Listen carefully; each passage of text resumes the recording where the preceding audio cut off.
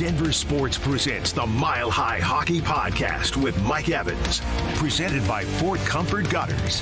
Now here's your host with the latest on the Burgundy and Blue, Mike Evans. Hey everybody, welcome in to the Mile High Hockey Podcast. I'm Mike Evans. Good to have you with us here as we come to you 1 week to go until the NHL trade deadline. And fascinating time if you're an Avalanche fan, especially in the wake of the last couple games in which the Avs will look pretty good.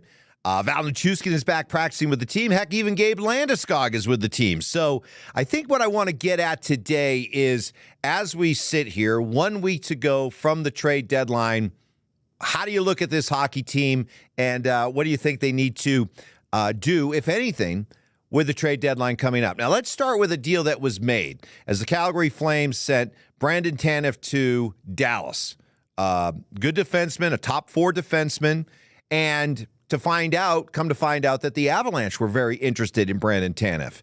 So what does that tell you? Well, you got to kind of deconstruct all this and kind of work your way backwards a little bit. Why would the Avalanche be interested in a top four defenseman?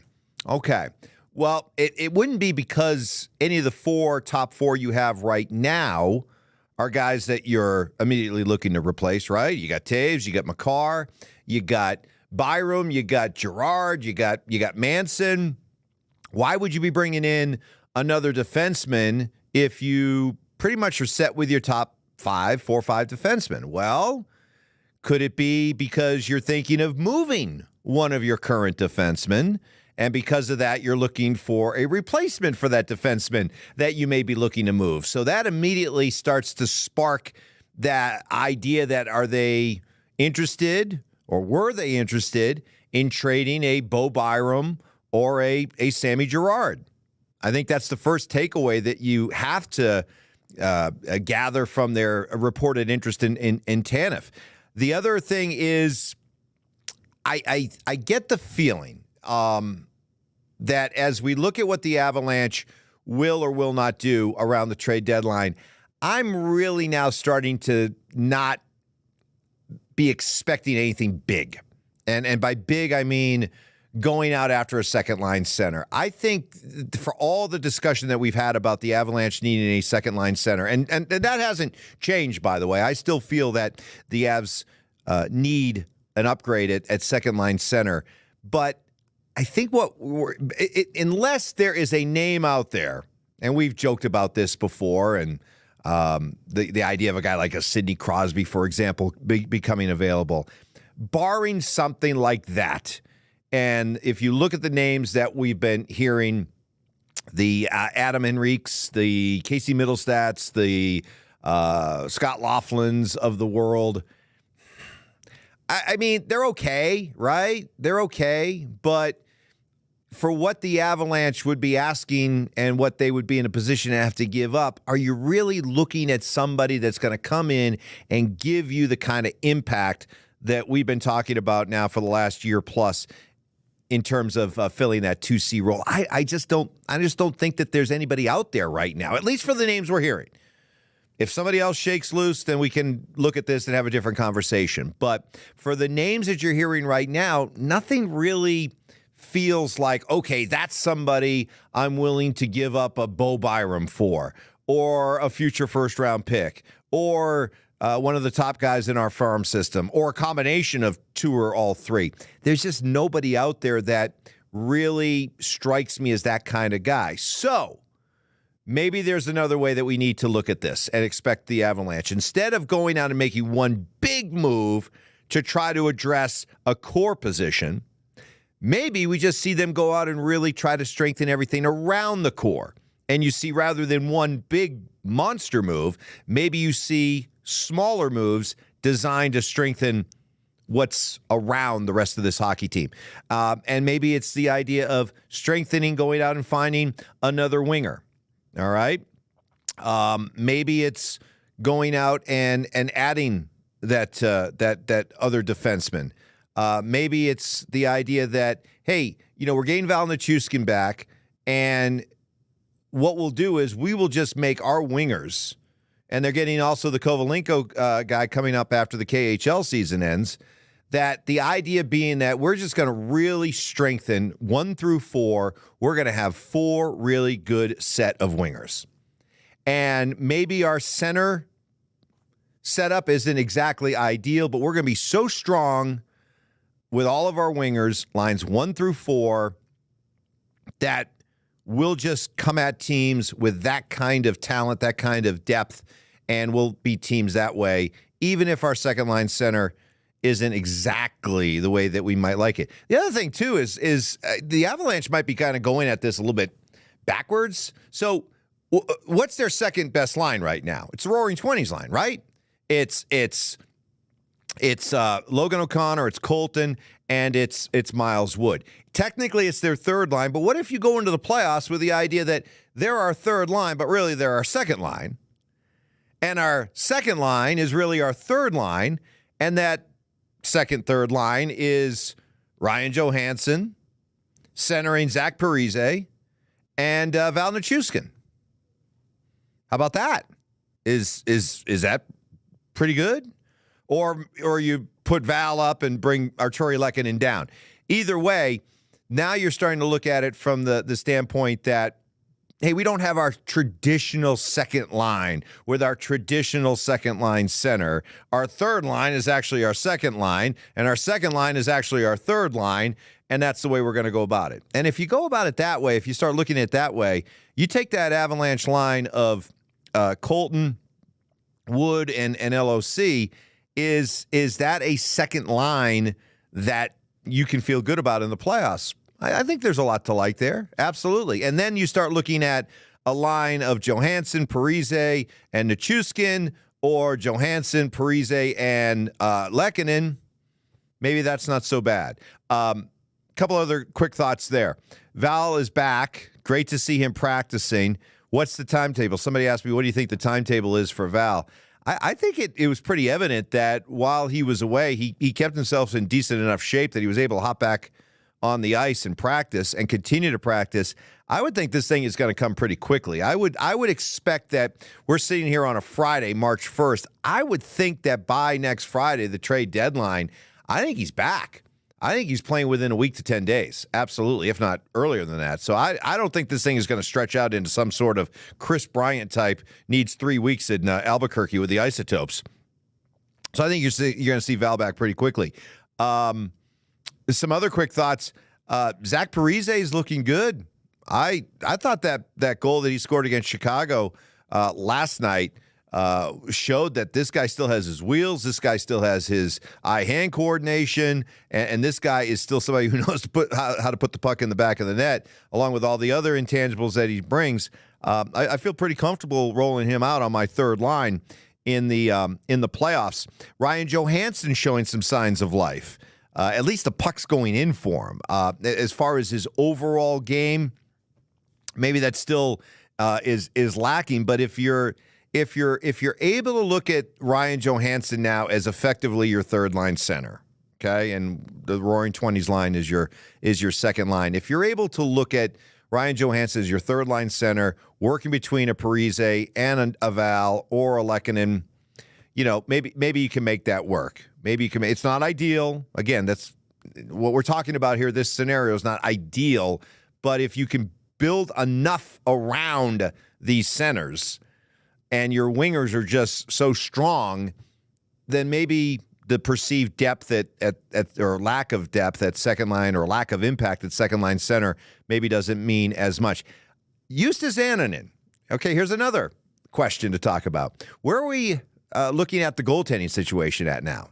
Because we've been talking about the idea, and the Avalanche have definitely been involved in goaltending talks. That there's certainly been a lot of smoke out there about the Avs being interested in a goaltender. But with Justus Annunen playing very well of late, culminating with his first career shutout in Chicago, is getting a backup goaltender or a 1A goaltender to Alexander Georgiev, is that as much of a need right now? Because you could look at Annunen the way he's playing right now and maybe think, okay, maybe you don't need to do that. I still would err on the side of if I can bring in a veteran goaltender without having to give up a ton. It would be something I would prefer. Nothing against Annunen. He's a terrific prospect. Definitely looks like somebody I would want to continue to develop. And maybe going into next year, he or Prosvetov, whoever ends up being the guy, can be the backup goalie again. But I just think that when you're looking at trying to win a Stanley Cup, I don't know if I trust having your backup goalie be somebody who's only played 9 games in the NHL. That's it for Annunen. He's played 9 NHL games. Now, credit to him. He's playing pretty well, and he's showing signs of improvement, but 9 NHL games. Is that the guy you want as your backup if anything, knock on wood, happens to Georgiev during the playoffs? That's asking a lot. That's putting that kid in a tough position. I get it. I know the Avalanche won a Stanley Cup a couple years ago with less than stellar goaltending. But Pavel Francouz at that point felt like a little bit more of a reliable option behind Darcy Kemper than I would feel about Annunen behind Alexander Georgiev. So you've got that issue and that debate. I would still look. We're tossing out wish lists, right? And I'm starting to prepare myself for the idea that you're going to see more moves with smaller impact. With the idea that you add it all together, it makes a big impact, as opposed to going out and making a big deal for one player and giving up a lot. I have a feeling that's the way the Avalanche are going to go. And they're going to do something. They're not going to just roll out what they have right now and be good with it. They're going to do something. It's either going to be something big, or I think we're going to see 2 or 3 smaller moves designed to build up the overall strength of the team around the edges, around the core. A couple of individual notes. Congratulations to Nathan MacKinnon. This surprised me when I heard this stat. Nathan MacKinnon went over 100 points again for the second straight year. He becomes the first Avalanche player ever to post back-to-back 100-point seasons. Does that surprise you? Like it surprised me when I first heard it. Sakic never did it. Forsberg never did it. Hayduk never did it. And so Nathan MacKinnon stepped forward. You're the first player to go over the 100 mark in 2 straight years. He had 111 last year. He's on pace for like 133 this year. And it's kind of like when we have these conversations about Nikola Jokic. I think it's the same thing in talking about Nathan MacKinnon.